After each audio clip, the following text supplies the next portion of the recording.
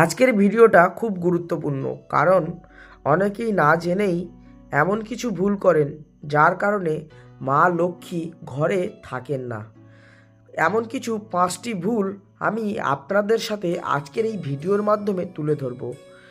ভিডিওটি শেষ পর্যন্ত দেখার জন্য অনুরোধ রইল, কারণ যদি আপনি শেষ পর্যন্ত ভিডিওটি না দেখেন তাহলে অনেক কিছু জিনিস আপনার জীবন থেকে ভুল হচ্ছে সেগুলো আপনি জানতেও পারবেন না।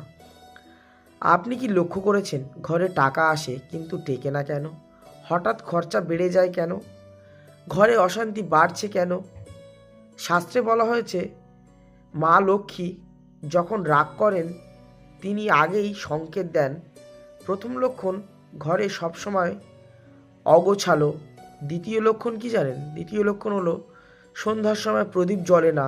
এই জিনিসগুলো, প্রদীপ হয়তো একটা রুলস থাকে মানুষের টাইমের, যেমন আমরা রাত্রে যেরকম ঘুমাতে যাই, সকালবেলা যেমন ঘুম থেকে উঠি, তেমন প্রকৃতিরও কিছু নিয়ম থাকে। যেমন সকালবেলা সূর্য উদয় হয়, সন্ধ্যাবেলা সূর্য অস্ত যায়, বিকালের পরে সন্ধ্যার সময়।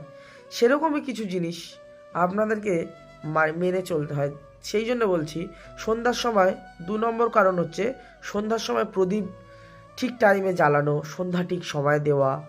হ্যাঁ, ঘর অগোছালো করে রাখবেন না। ঘর 1 নম্বর হচ্ছে আপনার ঘরকে কিন্তু সব সময় পরিষ্কার পরিচ্ছন্ন করে রাখা উচিত আর রাখতে হবে।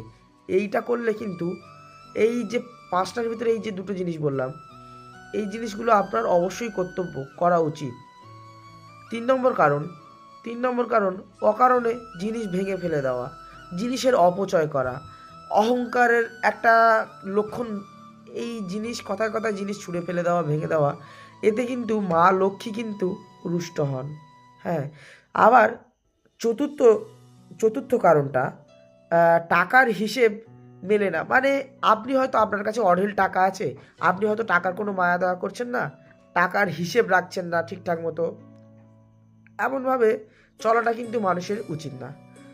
পঞ্চম লক্ষণ বা 5 নম্বর ভুল যেটা, ঘরে বারবার ঝগড়া করা।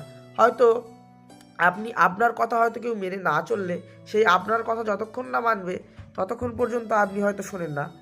সেই কারণেও একটা গুরুত্বপূর্ণ কারণ। তো আজ থেকে এই কাজ কটা করুন। সন্ধ্যায় একটি প্রদীপ জ্বালান, আর বলুন এই যে মন্ত্রটি আমি বলবো, এই মন্ত্রটি আপনি প্রদীপ জ্বালিয়ে দিনে 108 বার করে যদি বলেন, একটা পক্ষ যাওয়াকালীন আপনি শুক্লপক্ষ ধরে যদি করেন, তাহলে কিন্তু আপনার বাড়িতে মা লক্ষ্মীর কৃপা অবশ্যই হবে। মন্ত্রটি হলো ওম মহালক্ষ্মী নমো, ওম মহালক্ষ্মী নমো, ওম মহালক্ষ্মী নমো। দেখবেন, মনে বিশ্বাস রেখে এই জিনিসগুলো যদি আপনি মা লক্ষ্মীর উপর বিশ্বাস রেখে করেন, তাহলে আমি এইটুকুনি প্রতিশ্রুতি আপনাকে দিতে পারি, পরমেশ্বরের উপর ভরসা রেখে, মা লক্ষ্মীর উপরে বিশ্বাস রেখে, তাহলে আপনার সমস্যা দূর হবে এবং আপনার এই সমস্যাগুলো খুব তাড়াতাড়ি সমাধান হবে। আপনার যদি বিশ্বাস থাকে তাহলে লিখুন কমেন্টে জয় মা লক্ষ্মী। ধন্যবাদ।